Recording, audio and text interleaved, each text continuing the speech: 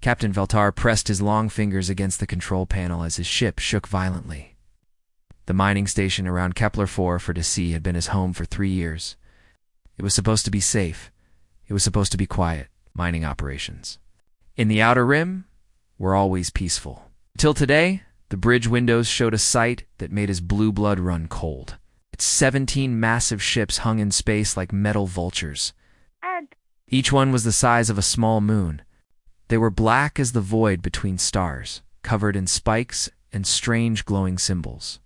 The Void Hunters had found them. "Captain, the shield generators are failing," called out his communications officer Zealon. Her voice trembled as she spoke. Zephyrians were not built for war. Their tall, thin bodies and gentle nature made them excellent miners and scientists. They were terrible at fighting. Another blast hit their ship, the Gentle Current. The lights flickered and went out for a moment. When they came back on, half the control panels were dark. Veltar could hear the sound of metal tearing somewhere deep in the ship. They had maybe 20 minutes before the hull gave way completely. Ow.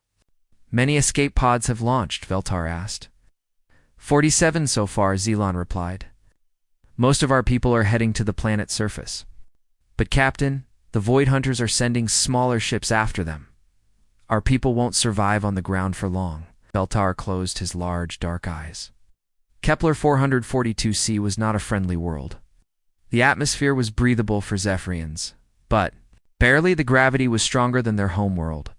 There were dangerous animals and frequent storms. People could survive there for a few days, maybe a week if they were lucky. But the Void Hunters would find them long before that. The Void Hunters were the nightmare that every species in the galaxy feared. They were not alive, not really. They were machines, but not like normal machines. They had been built by some long-dead race to consume everything in their path. They would take apart entire worlds, piece by piece, until nothing was left but empty space and floating rocks. "Sir, we're getting a transmission from Hunter Ship 1, Zealon said. "They want us to surrender." "What do they offer?" Veltar asked, though he already knew the answer. "Nothing, sir. They don't negotiate. Just want us to stop fighting so they can harvest us more easily." Veltar looked around his bridge. His crew of 12 looked back at him with fear. In their large eyes, they were good people. Scientists and engineers who had come out here to find rare crystals that would help their home world. They didn't deserve to die like this. Neither did the 12,000 Zephyrians now hiding on the planet below. "Sir," said his weapons officer Mortek, "our plasma cannons are offline. The missile tubes are jammed. We have no way to fight them." "Then we run," Veltar said. "Double quotes, sir. Our engines are damaged. We can't outrun them. And even if we could, we can't leave our people on the planet." Veltar stared out at the enemy ships. The Void Hunters were patient. They knew the Gentle Current was helpless. They were probably enjoying watching their prey struggle. It was said that the Void Hunters had once been programmed to feel pleasure when they won battles. If that was true, they were having a wonderful time right now. The bridge shook again. This time Veltar heard the sound of air rushing out through a crack in the hull. They had minutes, not hours.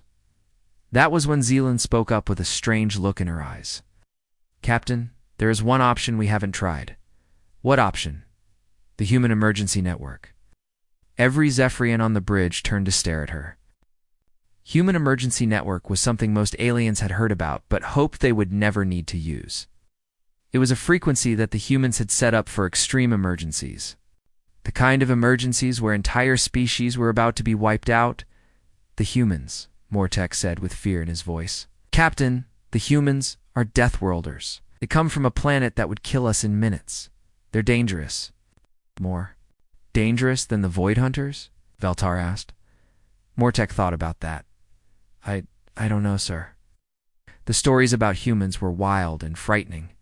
They came from a world called Earth, which had gravity twice as strong as the Zephyrian home world. The air was thick with oxygen, which would burn Zephyrian lungs if they breathed too much of it. The planet was covered in predators that hunted for sport. The weather could kill with extreme heat, cold, or violent storms that lasted for days. But somehow humans had not only survived on this nightmare world, they had thrived. They had built cities, and learn to fight and eventually reach the stars. When they joined the galactic community 50 years ago, many species had been terrified of them. The humans looked strange too. They were shorter than most intelligent species, but their bodies were thick and solid. Their muscles were dense from growing up in heavy gravity. Their bones were stronger than metal. They could survive in conditions that would kill almost any other known life form. "I've heard stories," Zealon said quietly. "Stories about humans responding to distress calls. They don't ask for payment. They don't ask what species you are. They just come and help." "I've heard other stories," Mortek replied. "Stories about humans in battle. They don't retreat. They don't surrender. They fight until they win or until they die. Sometimes they fight even after they should be dead." "That sounds like exactly what we need right now," Veltar said. Another blast hit the ship. This time the artificial gravity flickered. For a moment, everyone floated in the air before gravity returned and dropped them back into their seats. "Zealon, open a channel on the human emergency frequency," Veltar ordered. "Sir, are you sure? Once we send that signal, there's no taking it back. If the humans come, they'll expect us to follow their orders. And if they don't come, we'll be dead in 10 minutes anyway," Veltar said. "Send the signal." Zealon's fingers moved across her console. The ship's communication array was damaged, but it still had enough power to send a message across several star systems.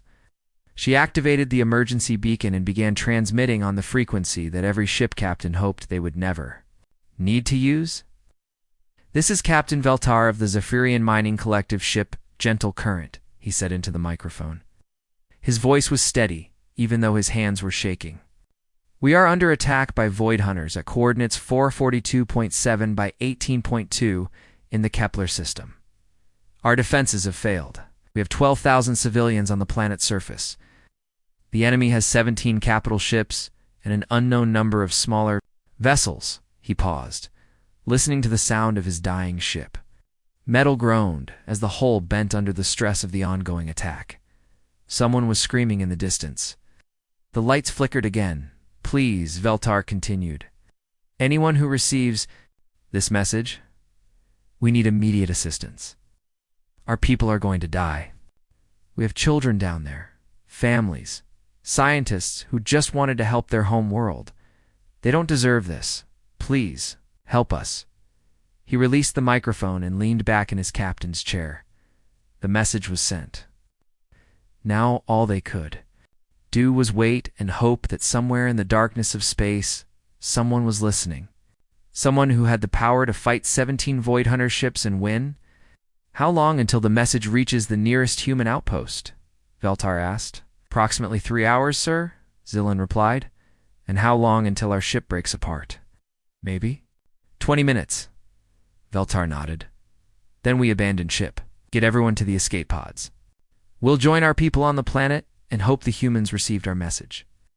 As his crew rushed to evacuate, Veltar took one last look at the Void Hunter fleet. The black ships hung in space like a disease, slowly moving toward the planet where his people were hiding.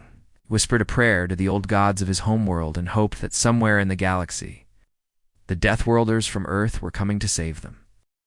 The communication center on Station Alpha 7 was quiet when the emergency signal arrived. It was 3 a.m, ship time, and most of the crew was asleep. Only a few night shift workers were awake to monitor the deep space channels. Petty. Officer Danny Walsh was drinking his 4th cup of coffee when the alarm started screaming. Red lights flashed across his console as the computer detected an incoming distress call on the human emergency network. Danny dropped his coffee cup and his hands flew across the controls. "Holy hell," Danny whispered as he read the message. "Void Hunters, 17 ships. 12,000 civilians trapped on a planet." He hit the emergency button that would wake up every officer on the station. Within 5 minutes, Commander Lisa Brooks was standing behind Danny's chair, still pulling on her uniform jacket. Her short brown hair was messy from sleep, but her eyes were sharp and focused. "How long ago did this come in?" she asked. 3 minutes, ma'am. The signal originated from the Kepler 442 system. That's about 4 hours away at maximum jump speed. 4 hours, Lisa said. The aliens will be dead by then if we don't move fast. Who do we have in the area? Danny checked his screen. The UES Valor is conducting patrol operations 2 systems away. Captain Jake Morrison, commanding. They could be there in 2 hours if they push their engines hard. Get me Morrison on the priority channel now. Screen flickered and Captain Jake Morrison appeared. He was a tall man with graying hair and scars on his face from old battles. Behind him, the bridge of the Valar was busy with night shift activity. Morrison had been in the human space navy for 20 years and had seen more combat than most officers twice his age. Commander Brooks, Morrison said. I'm guessing this isn't a social call. Jake, we have a situation. Void hunters have attacked a Zephyrian mining operation. 17 capital ships. Thousands of civilians on the ground. How fast can you get to Kepler 442? Morrison's expression didn't change, but Lisa could see his jaw tighten. 2 hours if we redline the engines. What's our support? You're it. Jake, there's no one else close enough to help in time. 17 ships against 1, Morrison said calmly. I've had worse odds, have you really? Morrison smiled, but it wasn't a happy expression. Oh, not really. But those are civilians down there, Lisa. Zephyrians are good people. They don't deserve to be hunted by machines. Jake, this is not an order. Valor is not designed to fight. That many ships at once. If you go in there, you might not come back. Commander, with respect, those aliens sent a distress call to humans because they had nowhere else to turn. If we don't help them, who will? What's the point of having all these weapons if we don't use them to protect people who can't protect themselves? Lisa nodded. She had expected that answer from Morrison. It was why he was one of the best captains in the fleet. Go get them, Jake, and come home safe. Will do, ma'am. Morrison out. The screen went dark. Lisa stared at it for a moment, then turned to Danny. Send a message to Fleet Command. Tell them what's happening. Start preparing a rescue fleet, just in case Morrison needs backup. Yes, ma'am. Should I tell him how many ships Morrison is going up against? Better not. They might order him to retreat. Meanwhile, aboard the UES Valor, Captain Morrison was addressing his crew over the ship's communication system. Valor was a heavy cruiser designed for long patrol missions on the edge of human space. It carried a crew of 800 and had enough firepower to level a small city. But it was still just one ship. All hands, this is the captain speaking, Morrison said into his microphone.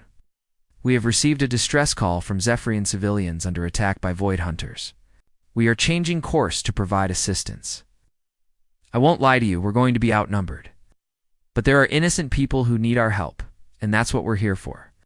He paused, looking around his bridge. His officers were all ready, working to prepare the ship for combat. Lieutenant Commander Lisa Brooks, no relation to the commander at the station, was his second in command. She was young, but experienced, with black hair and steady hands. Chief Petty Officer Carlos Rodriguez was at the weapons station, checking their missile counts. Ensign Chris Parker was at sensors, scanning space ahead for any sign of the enemy. Jump in 15 minutes, Morrison continued. Check your gear, check your stations, and get ready for a fight. We're going to show these machines what happens when they threaten people under human protection. Morrison out. The bridge was quiet except for the sound of people working. Everyone knew what they were getting into. The Void Hunters had been destroying civilizations for thousands of years. They were efficient, ruthless, and they never gave up. Most species ran when they saw Void Hunter ships. Humans were different. Captain Chris Parker called out, I'm reading the Zephyrian distress beacon. Signal is weak but steady. They're still alive down there. Good. Carlos, what's our weapon status? All systems green, sir. Plasma cannons are charged and ready. Missile tubes are loaded with our best armor-piercing rounds. Point defense systems are online. Lisa, how are we doing with the jump calculations? Almost ready, sir. Engineering reports that the engines are running hot, but they can handle the strain. We'll come out of hyperspace right on top of them. Morrison nodded. Coming out of hyperspace in the middle of an enemy fleet was dangerous, but it was also unexpected. Most captains would drop out at the edge of the system and approach carefully. Morrison planned to appear right in the middle of the Void Hunter formation and start shooting immediately. Sir, Chris Parker said, I'm reading something strange from the Kepler system. The Zephyrian ship appears to have been destroyed. I'm detecting debris and escape pods heading for the planet. How many escape pods? I count 53, sir. If each pod holds standard Zephyrian crew numbers, that's about 300 people. But the original distress call mentioned 12,000. Civilians. They must be on the planet, Lisa said. The mining operation was probably mostly ground-based. Morrison stared at the tactical display. 12,000 civilians hiding on an alien world while 17 massive warships hunted them from orbit. It was the kind of situation that made most military commanders call for backup and wait for better odds. The backup would take hours to arrive, and the civilians didn't have hours. Captain Carlos said quietly, "The crew is asking what the plan is. How do we fight 17 ships at once?" Morrison was quiet for a moment. Then he smiled that dangerous smile again. "Carlos, do you know what the Void Hunter's biggest weakness is?" "No, sir. They're machines. They think like machines. They calculate odds and make logical decisions. They expect their enemies to do the same thing. What they don't understand is that humans don't always make logical decisions. They're expecting us to either run away or come in shooting from long range and try to pick them off one at a time. They're not expecting us to jump right into the middle of them and start a close-range fight. Machines like to keep their distance and use their superior numbers. I'm going to get up close, where their numbers don't matter as much." Chris Parker looked worried, "Sir. That's incredibly dangerous. If we get surrounded." "Then we make sure we don't get surrounded," Morrison said. "We hit them hard and fast, take out their command ship, and then use the confusion to rescue as many civilians as possible. And if the plan doesn't work," Morrison shrugged, "then we die trying. But at least those people on the planet will know that someone cared enough to help them." The countdown timer reached 0. Morrison felt the familiar sensation of hyperspace. Translation: as reality bent around the ship, for a moment, the stars outside disappeared and were replaced by the swirling colors of hyperspace.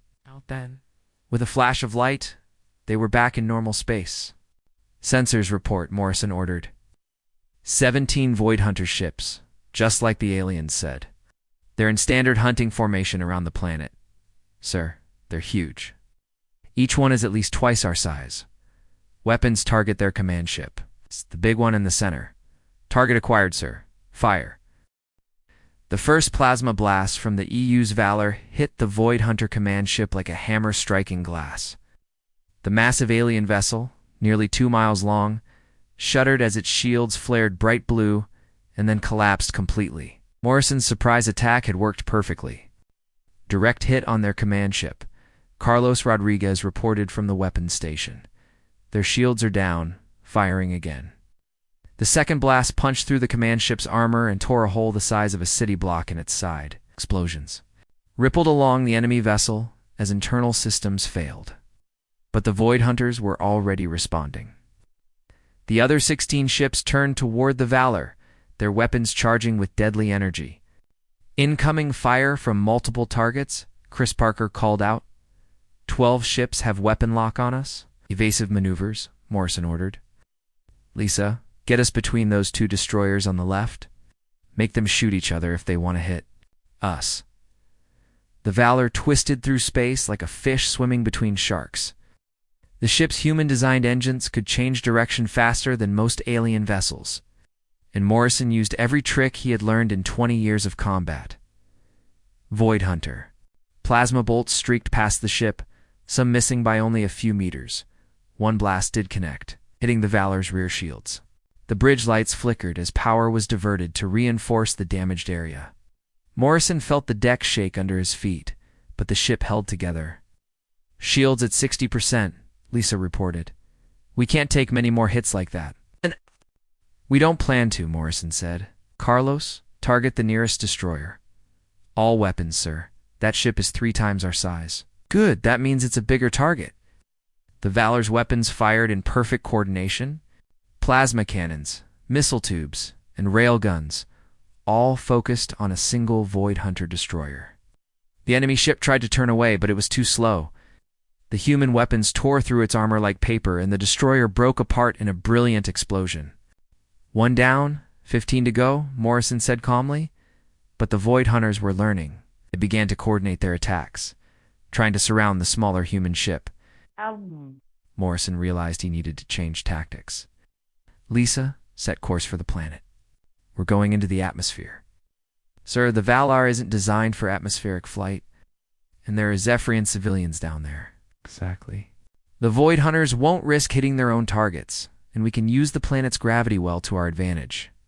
Meanwhile, on the planet's surface, Major Sam Rodriguez was leading 200 human Marines in the most important mission of their lives. They had launched from the Valar in drop pods just before the space battle began. Their job was to find and protect the Zephyrian civilians while their ship fought overhead. The planet.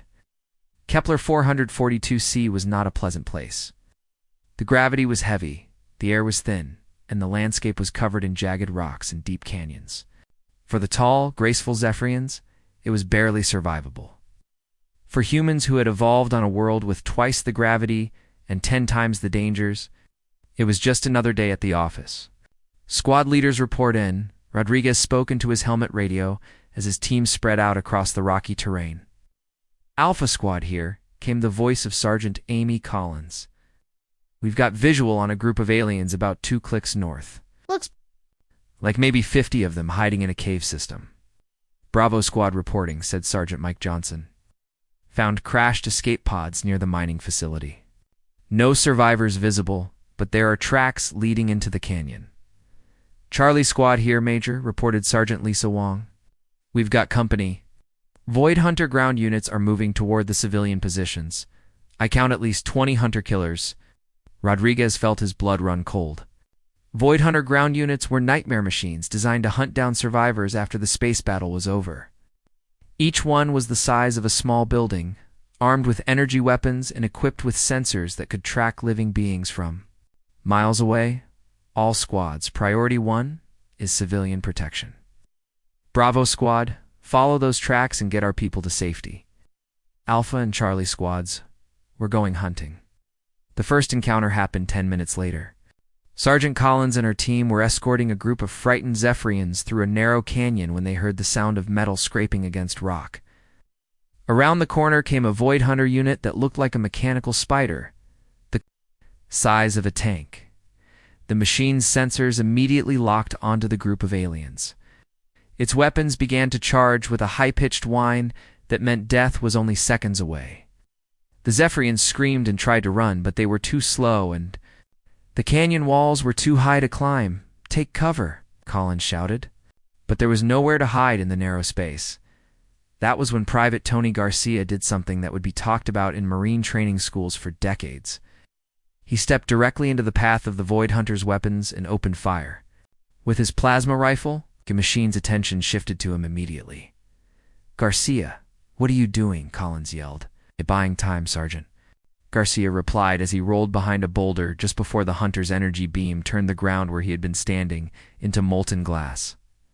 Collins realized what Garcia was doing. The Void Hunter was programmed to eliminate threats in order of danger. A human with a weapon was more threatening than unarmed Zephyrian civilians. As long as Garcia kept shooting, the machine would focus on him instead of the aliens. Alpha Squad, suppressing fire, Collins ordered. Keep that thing busy. While the civilians get to safety, 8 human Marines opened fire on the mechanical horror with everything they had. The Void Hunter's armor was thick, but human weapons were designed to punch through almost anything. Slowly, methodically, they began to tear the machine apart. The Hunter tried to retreat, but Corporal Beth Martinez had circled around behind it with a pack of explosive charges. She planted them on the machine's rear armor and triggered the detonator. The explosion lifted the front end of the Hunter into the air and dropped it onto its back like a dead beetle. Or cargot down, Collins reported. Civilians are safe and moving. 2. Secondary position. Similar battles were happening all across the planet. Human Marines, trained on a world where everything tried to kill them, were fighting machines designed to be the perfect hunters. The difference was that humans fought for something more than programming. They fought for people they had never met, simply because it was the right thing to do. Back in space, the battle was reaching its climax. Morrison had brought the Valor into the planet's upper atmosphere, using the thick air to slow down the massive Void Hunter ships that were chasing them. The enemy vessels were designed for space combat, not atmospheric flight, and they struggled to maneuver in the planet's gravity well. "Fire all missiles at the ship directly behind us," Morrison ordered. 20 missiles streaked out from the Valor's launch tubes. The Void Hunter ship tried to shoot them down, but the missiles were too fast and too many. Half of them connected, and the enemy vessel lost power to its main engines. It began to fall toward the planet like a metallic meteor. "That's 3 down," Carlos reported with satisfaction, but their celebration was short-lived. The remaining Void Hunter ships had figured out Morrison's strategy and were spreading out to surround the planet. Soon there would be nowhere left to run. "Captain," Chris Parker said urgently, "I'm detecting massive energy buildup from the enemy ships. I think they're preparing to bombard the planet's surface." Morrison felt ice in his veins. If the Void Hunters decided to simply destroy the planet from orbit, there was nothing he could do to stop them. 14 ships focusing their fire on the surface would turn the entire world into molten rock. "Lisa, get us out of atmosphere now. We need to draw their fire away from the planet."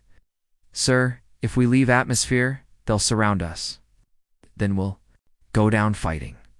But we're not going to let them murder 12,000 civilians." The Valar climbed out of the planet's atmosphere like a metal bird rising into a storm. As soon as they cleared the air, the Void Hunter ships moved to surround them. Morrison found himself exactly where he had hoped to avoid being outnumbered, 14-1 with nowhere to run. "All hands, this is the captain," Morrison announced over the ship's communication system. "It's been an honor serving with you. Let's show these machines what humans are made of." As the final battle was about to begin. The final battle lasted only 6 minutes, but it felt like hours to everyone involved. Captain Morrison had expected to die fighting 14 Void Hunter ships at once. What he hadn't expected was for 3 more human vessels to drop out of hyperspace. Right in the middle of the enemy formation, the UES Thunder, the UES Lightning, and the US Storm had received the emergency signal and pushed their engines beyond safe limits to reach the battle in time. They arrived just as the Void Hunters were moving in for the kill, and their surprise attack scattered the enemy formation. "Morrison, this is Captain Janet Kim on the Thunder," came the voice over the radio. "Sorry we're late to the party." "Better late than never," Morrison replied as he watched Void Hunter ships exploding all around him. "Thanks for the backup." The arrival of reinforcements changed everything. The Void Hunters, faced with 4 human ships working together, made a decision that surprised everyone. They retreated. The remaining 11 enemy vessels jumped to hyperspace without warning, abandoning their attack completely. Sir Chris Parker said in amazement, "They're running away. I've never heard of Void Hunters retreating before." "Maybe they finally learned what happens when you threaten people under human protection," Morrison said. 2 hours later, Morrison stood in the medical bay of the rebuilt Zephyrian ship, Gentle Current. The aliens had managed to repair their vessel using parts from the destroyed Void Hunter ships. It was an strange sight, graceful alien technology mixed with the brutal mechanical remains of their attackers. Captain Veltar approached Morrison with careful steps. The Zephyrian was nearly 7 feet tall, but he seemed small and fragile compared to the human captain. Morrison was only average height for his species, but his thick build and scarred face made him look like a warrior from ancient stories. "Captain Morrison," Veltar said in his musical voice, "I must thank you for what you and your people have done. You saved 12,000 lives today." Morrison shrugged, looking uncomfortable with the praise. "We just did our job, Captain. Someone sent a distress call, so we responded. That's what the emergency network is for. Your job?" Veltar's large eyes widened. "Captain, you fought 17 Void Hunter ships with a single vessel. Your Marines battled mechanical monsters to save people they had never met. 3 of your soldiers died protecting our children. How can you call this simply doing your job? Because that's what it is," Morrison replied. "When innocent people are in danger, you help them. When someone calls for help, you answer. It doesn't matter what species they are or what planet they come from. People are people." Veltar stared at Morrison for a long moment. In Zephyrian culture, such selfless behavior was almost unknown. His people were peaceful and kind, but they were also practical. They helped their own families and their own communities. The idea of risking everything for complete strangers was difficult to understand. "May I ask you something, Captain Morrison?" Veltar said. "Of course. Why did you really come? Please don't say it was just your job. Your species could have ignored our call. Many species would have. The galaxy is a dangerous place, and most people look after themselves first." Morrison was quiet for a moment, thinking about how to explain something that seemed obvious to him but strange to others. Finally, he spoke. "My grandmother used to tell me a story when I was little," Morrison said. "She said that long ago, when humans first learned to build boats, a sailor saw another ship sinking in a storm. The sailor could have sailed past and saved himself. Instead, he turned his boat around and sailed into the storm to help. When people asked him why he risked his life for strangers, he said, because someday it might be me who needs help." "That's a good story," Veltar said. "The best part is that it's true. Humans have been helping each other survive for thousands of years.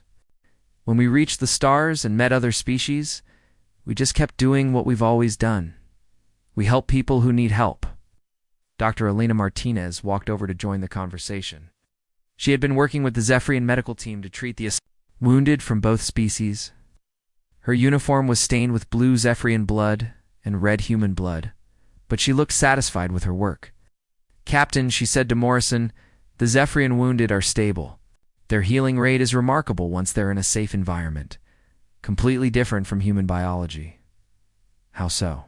Veltar asked, interested in learning about the people who had saved his crew. "Humans heal slowly, but we can keep fighting. Even when badly injured," Dr. Martinez explained. "Your people heal quickly, but you need peace and quiet to recover properly. Different worlds created different solutions for survival." Major Rodriguez appeared in the medical bay doorway. His armor was dented and burned from the ground battle, and he walked with a slight limp from a Void Hunter energy blast that had grazed his leg. Behind him came Sergeant Amy Collins and several other Marines. "Captain, all civilians have been accounted for," Rodriguez reported. "We lost 3 Marines in the ground fighting: Private Garcia, Corporal Williams, and Lance Corporal Smith. They died protecting Zephyrian families from Void Hunter ground units." "What about enemy casualties?" Morrison asked. 23 Void Hunter ground units destroyed. The aliens are calling our people heroes, sir? They want to hold some kind of ceremony?" Morrison shook his head.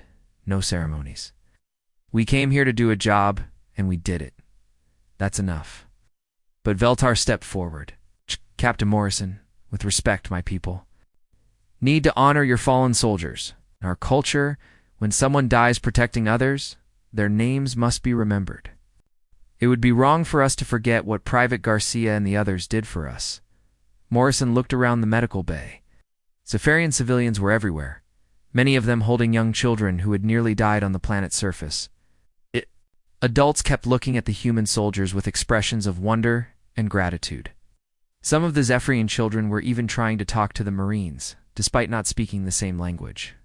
"All right," Morrison said finally, "but keep it simple. Our people don't like a lot of fuss." Over the next few hours, Morrison learned more about Zephyrian culture than he had expected. The aliens were peaceful by nature, but they weren't weak. They had survived in space for centuries and built a civilization based on cooperation and scientific advancement. What they lacked was experience with violence. "We've never fought a real war," Veltar explained as they sat in the ship's dining area. "We've had disagreements between colonies, but nothing like what happened today. The Void Hunters were beyond our understanding. You did better than you think," Morrison replied. "Your people stayed calm under pressure. Your crew kept working. Even when the ship was falling apart? That takes courage. It's not the kind of courage your people showed. Captain, may I ask you about your world? What is Earth really like?" Morrison smiled. "It's beautiful and terrible at the same time. We have oceans that can swallow ships, storms that can level cities, and animals that hunt for sport.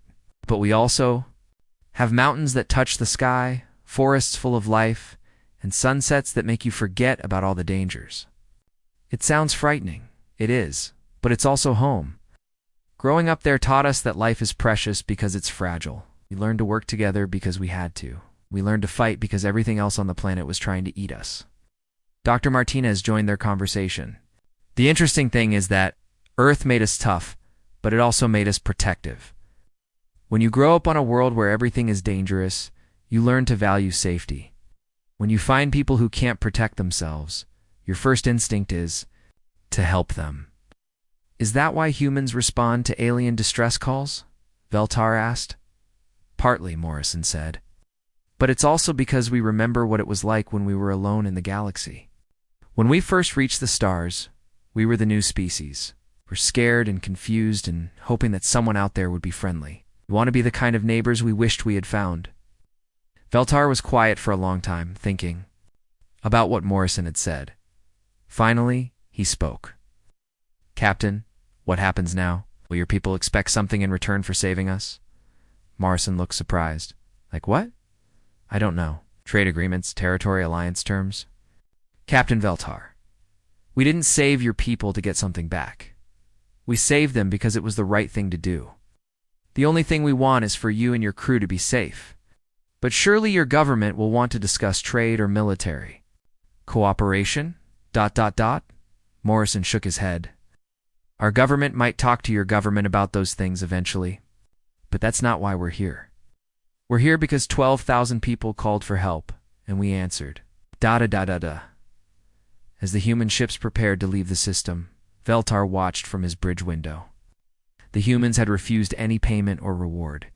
They had simply made sure the Zephyrians were safe, and then prepared to continue their patrol. It was behavior that challenged everything Veltar thought he knew about how intelligent species interacted. Captain, his communications officer called out. The humans are requesting permission to transmit a message to our homeworld. What kind of message? They want to tell our people that we're safe and that the threat has been eliminated. They also want to send the service records of the 3 Marines who died protecting us. 6 months after the battle at Kepler 442, Captain Veltar stood before the largest gathering of alien species in galactic history. The Great Assembly Hall on the neutral world of Centauri Prime could hold representatives from 200 different civilizations. Today, every seat was filled. The hall was a marvel of engineering designed to accommodate species of all shapes and sizes. Some aliens breathed different gases, so environmental suits were common. Others required different gravity levels, so floating platforms adjusted to their needs. The Zephyrians sat in their section with low gravity and soft lighting. Nearby were the insect-like mantoids, the crystalline silicons, and dozens of other species that had never worked together before. But today was different. Today, they were all here to listen to one story. Honored delegates, Veltar began, his musical voice carrying clearly through the hall's translation systems. 6 months ago, my people faced extinction. The Void Hunters had found our mining operation and were systematically destroying everything we had built. Our defenses failed. Our weapons were useless. They had nowhere to run, and no one to call for help. The hall was completely silent. Everyone knew about the Void Hunters. For thousands of years, they had been the nightmare that kept civilizations awake at night. Entire star systems had been consumed by the mechanical swarms. Billions of beings had died screaming as the hunters tore apart their worlds piece by piece. In our desperation, Veltar continued, we did something that many thought was foolish. We sent a distress call to the humans. A ripple of whispers went through the assembly. The humans were still new to galactic society. Most species had heard stories about the Deathworlders from Earth, but few had actually met them. The stories were wild and often contradictory. Some said humans were savage warriors who solved every problem with violence. Others claimed they were peaceful explorers who just happened to be incredibly tough. What happened next changed everything my people thought we knew about the galaxy, Veltar said. 3 hours after our call for help, a single human ship arrived. The U's Valor, commanded by Captain Jake Morrison. Ambassador Rachel Kim of the Terran Republic, sat in the human section of the assembly. She was a small woman compared to most alien species, but she had the quiet confidence that seemed common among her people. Next to her sat Captain Morrison himself, wearing his dress uniform and looking uncomfortable with all the attention. One ship, said Delegate Korth of the Mantoid Collective, his insect-like voice buzzing through the translator. One ship against 17 Void Hunter dreadnoughts? That is not tactics. That is suicide. That's exactly what I thought, Veltar replied, but I was wrong about what humans consider acceptable odds. Captain Morrison didn't hesitate. He didn't call for backup. He didn't try to negotiate. He simply announced that Zephyrian civilians were under human protection and began fighting. Veltar activated a holographic display that showed the battle. The assembled delegates watched in amazement as the small human ship dove directly into the enemy formation, firing at point-blank range. They saw the Valor dodge between massive enemy vessels using their own size against them. They watched human marines drop onto a hostile planet to fight. Mechanical monsters with nothing but portable weapons and determination. The humans fought. As if they were protecting their own families, Veltar said. They risked everything for people they had never met. 3 human soldiers died saving Zephyrian children. Captain Morrison nearly sacrificed his entire ship to draw enemy fire away from civilians on the planet's surface. But why? Asked Delegate Salandra of the Crystalline Assembly. Her voice sounded like wind chimes in a gentle breeze. What did they gain from this sacrifice? What did you promise them in return?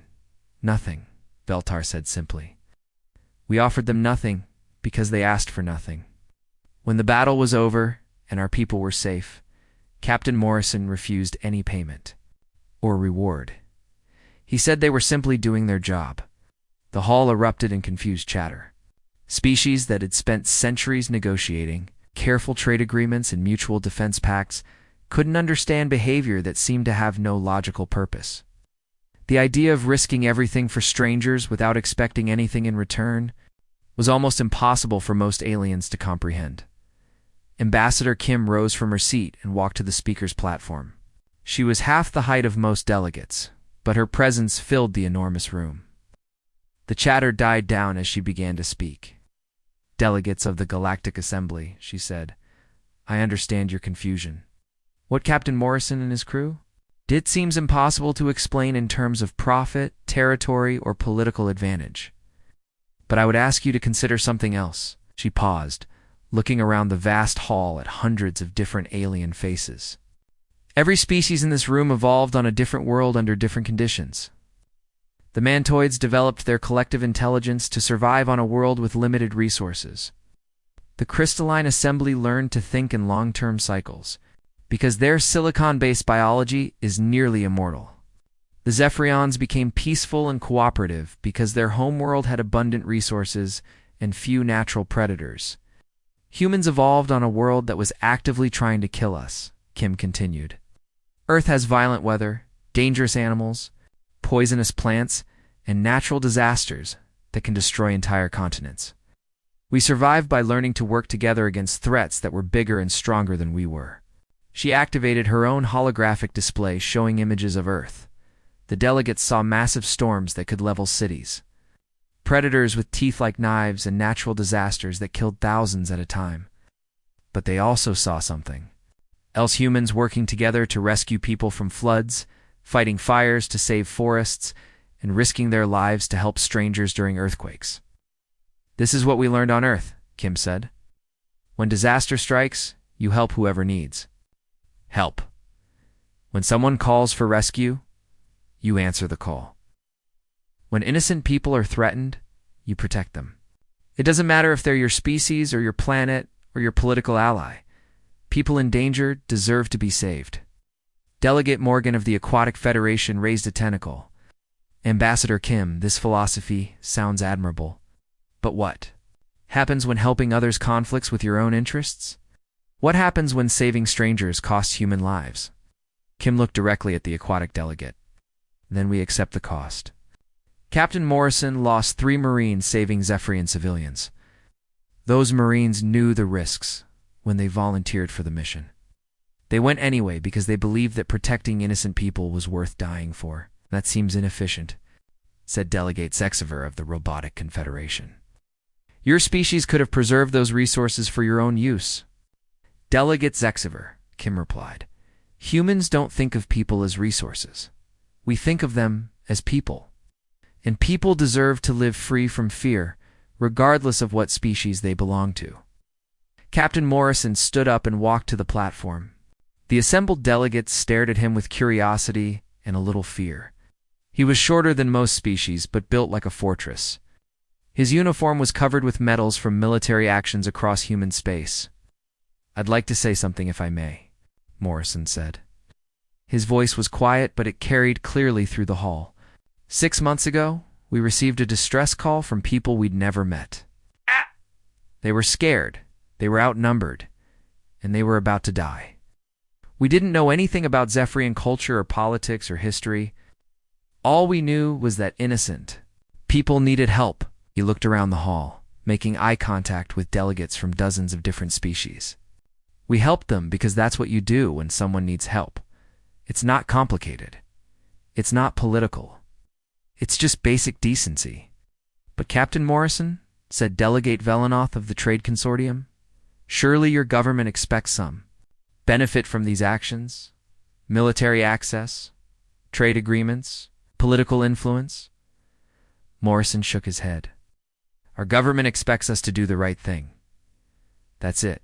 We don't save people to get something back. We save them because they deserve to be saved." The hall was quiet for a long moment. Then Delegate Korth spoke up. "Captain Morrison, what if we told you that the Mantoid Collective was under attack? Would humans respond to our distress call?" "Yes," Morrison replied without hesitation. "Out." "If it was the Aquatic Federation?" "Yes." "The Crystalline Assembly?" "Yes." "Even the Robotic Confederation?"